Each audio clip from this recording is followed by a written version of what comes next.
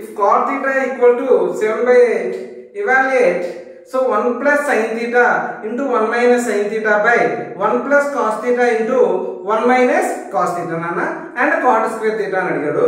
So చూద్దాం ఒకసారి. So first one ఇక్కడ ఏమన్నాడు? So cot theta equal to 7/8 అన్నాడు. ఏమేం చేయమన్నాడు? 1 plus sin theta into 1 minus sin theta by 1 plus cos theta into 1 minus cos theta కనుక్కోమంటున్నాడు. ఇంకోటి ఏం కనుక్కోమంటున్నాడా? సో cot square theta ఏంటి అని అడుగుతున్నాడు అన్న. సో మనం రైట్ యాంగిల్ ట్రయాంగిల్ డ్రా చేద్దాం.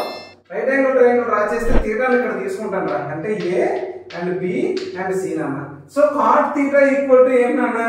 So adjacent side by so opposite side నాన్న. ఎడ్జెంట్ సైడ్ ఎంత నాన్న? 7. సో ఆపోజిట్ సైడ్ 8 నాన్న. అంటే మనకి ఏం కావాలి? హైపోటెన్యూస్ కావాలా? అంటే AC square equal to AB square plus BC square నాన్న. అంటే AC square equal to 7 square plus 8 square నాన్న.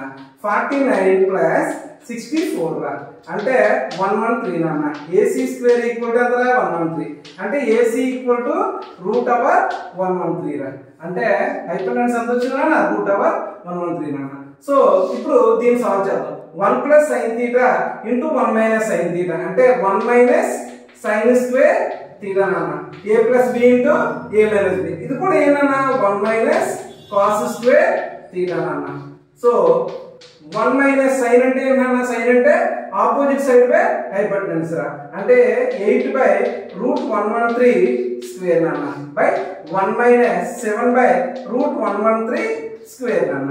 అంటే సో 1 minus 8 ఎంత? 64 బై స్క్వేర్ రూట్ కట్ అయిపోతే 113 నాన్న బై 1 minus 49/113 నాన్న.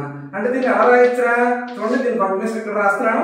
అంటే 113 minus 64 బై 113 బై 113 minus 49/113 నాన్న. 113 క్యాన్సిల్ అయిపోతే సో 49/64 నాన్న.